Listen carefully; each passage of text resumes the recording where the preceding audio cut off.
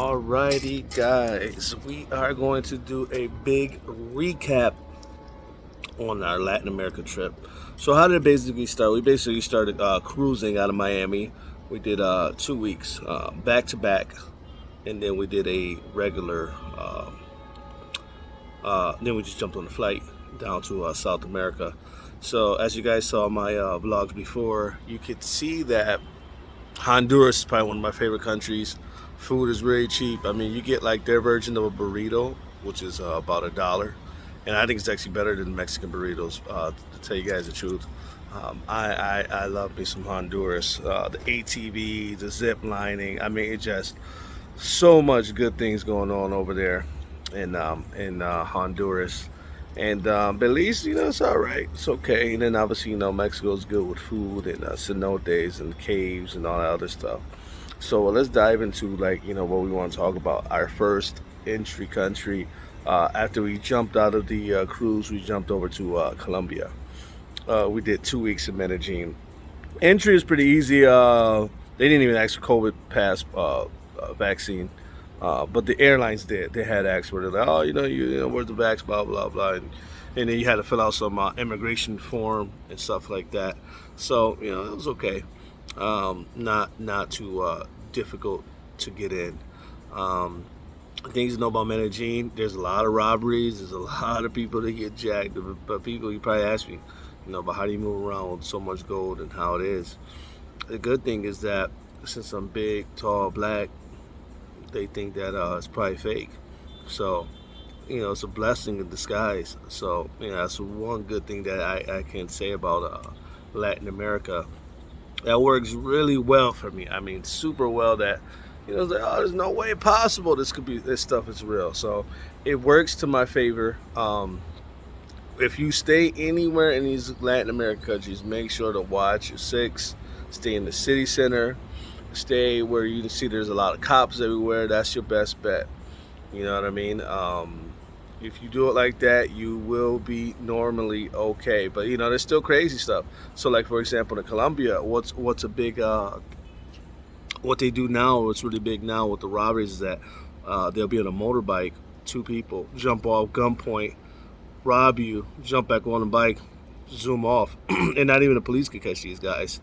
So you really have to watch out in Colombia and places like that, because there's just no way you'll be able to fight off anything like that. So just watch your six. Uber everywhere. Uber's $2, $3, even long places. Uber everywhere. I don't even care. Don't walk around neighborhoods. Just watch your six. Do not be an idiot. Do not be those guys that get robbed and then your life is taken and kidnapped. Obviously about the food is great. Prices are okay. I'm not gonna say it's cheap, but it's okay. I mean, our street food is cheap, but food wise, I don't think it's no different than almost like you're in Miami or something like that.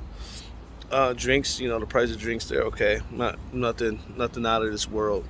Your money can stretch in terms of Uber, grocery shopping, fruits and things like that, but other things is like, I don't know about that.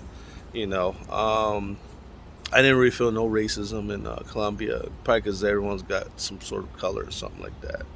But you can live luxury living on a dime. About $100 a night, you can get a nice place in Colombia, and it's pretty cool. Yeah, so that's that's a really good thing about Colombia. But besides that, nightlife is great. You got salsa every night, pretty much live bands, and such a great time, such a beautiful time in Colombia. One thing is crazy though, actually, because I was just there the other day when I was kind of wrapping up the trip. The police pulled me over in the security. They say, "Oh, what are you doing with all that?" I was like, "Oh, it's my personal, selection, stuff like that." And everyone's gathering around. I was looking like, "Oh my god, oh my god." They're looking at my chains and all that, and the big papa, they go kind of crazy with that one. So after interrogating me, but I showed them, I was like, "Hey, look, look at my social media." Like, oh, okay, it's cool. So that was okay. Exiting Colombia was pretty easy, pretty simple, not that bad. So I went from Colombia to Panama. and then Panama to Brazil. So I wanted to go directly from Colombia straight to Argentina, but the issue was with Argentina, um, it was very hard to get a flight to go direct there, and then the flights are really expensive. Just even like regular coach. I normally like to fly first class or business or something like that. So I had to go Panama to Brazil, and then I hung out in Brazil for a couple weeks. Um, Brazil, easy entry to get in, not many questions, very cheap country. You can get basically like an apartment, hotel, kind of like that. Probably 40, 50 bucks a night. Ocean views, beach views, city views, pool, gym, sauna. It's very something important that I look for. Does it got a pool? Does it got a gym? Does it sauna? I definitely look for those things. You got to maintain some sort of a good weight while you travel, and that's actually been one of my struggles the past couple of years, is how do you maintain the weight and yet still travel. And that's some of the things I've been able to do. Ubers, taxis, cheap too, $2-3 to move around. Very cheap. Women are super hot, actually very friendly. I don't find them to be stuck up at all. Very easy to get along with. They'll even approach you, if they like you. Nightlife, there's bars every night. Brazilians are big in their own music though. So, if you like the traditional reggaeton and house, blah, blah, you may have a little bit of issue with that. So, you're going to have to get used to Brazilian music. So it's not too bad. They got a place called Tijaca. I basically hung out in Rio the whole time. I did 3 weeks in Rio.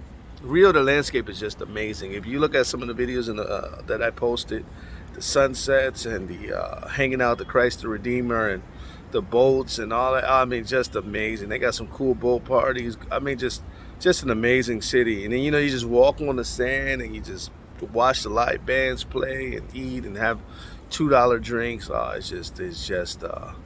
It's just unreal. Highly recommend you guys hang out in Rio. If you have not had a chance, you must go there. So I'm going to make this a 2-part series because I don't have no space. So we're going to upload these, and then we are going to I'm going to continue. So let me go ahead and upload the next one for you guys.